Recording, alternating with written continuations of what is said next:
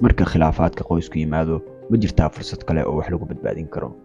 khilaafaadka qoysku waa qayb ka mid ah nolosha lamaanaha, balse marka ay sii adkaadaan waxay gaarsiin karaan marxaladda heer lamaanuhu ay isfuraan ama kala tagaan.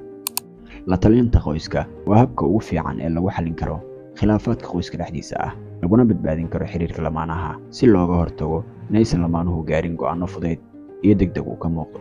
halkan waxaan ku sheegi doonaa qaar ka mid ah sababaha keena khilaafaadka qoyska. 1. isgaarsiinta xun. tani waxay inta badan sababtaa in isfahmi waa uu soo kala dhexgala lamaanaha. 2. dhaqaale xumo. culayska dhaqaale ma qoyska ku yimaada waxaa inta badan ka dhasha isagana khilaafaad joogta ah. 3. kalsooni darro. shakiga iyo aaminaad darrada sidoo kale iyaguna waxay burburiyaan xiriirka. 4. arrimaha tarbiyadda carruurta. khilaafka ku saabsan sida carruurta loo korinayo waa mid ay ka dhalan karto in isqabqabsiga lamaanuhu uu sii kordho. 5. saamaynta dibadda. ehelka, saaxiibada ama bulshada ayaa iyaguna mararka qaar waxay sababi karaan in burburka qoyska uu bilowdo.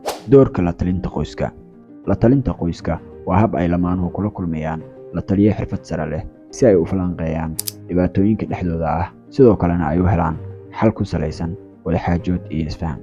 doorarka la talinta waxaa ka mid ah: 1. in lamaanuhu ay bartaan xirfadaha wadahadalka caafimaadka qaba. 2. in si wadajir ah loo qiimeeyo halka ay dhibtu ka jirto. 3. in la abuuro jawi dhexdhexaad ah oo la isku xog waraysan karo. 4. iyo sidoo kale in xiriirka lamaanaha loo abuuro isfaham iyo wada shaqayn. faa'iidooyinka la talinta qoyska ka hor furiinka waxaa ka mid ah: 1. ka hortagga furiinka degdega ah. ugu horreyn, tani waxay lamaanaha ka caawinaysaa inay xal waara ka gaaraan khilaafaadka dhexdooda ah. 2. xooganaanta xiriirka.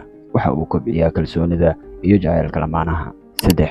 fahamka wanaagsan. waxa uu kor u qaadaa isfahamka labada dhinac. 4. carruurtu waxay ka ilaaliyaan lamaanaha dhibaatooyinka la xiriira furiinka. 5. wada xallinta dhibaatooyinku waxay lamaanaha siisaa fursad ay uga gudbaan khilaafaadka mustaqbalka ku imaan kara. dhab ahaantii dulqaadku waa furaha xiriirka lamaanaha.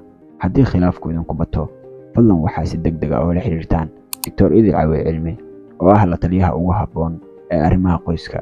inta aysan lamaanuhu gaarin go'aanka adag ee furiinka, waxaa muhiim ah in ay isku dayaan dhammaan xalalka kale ee suurtagalka ah. la talinta qoysku waxa ay fursad siinaysaa in la xalliyo khilaafaadka, lana helo isfaham qoto dheer oo dhexmara lamaanaha.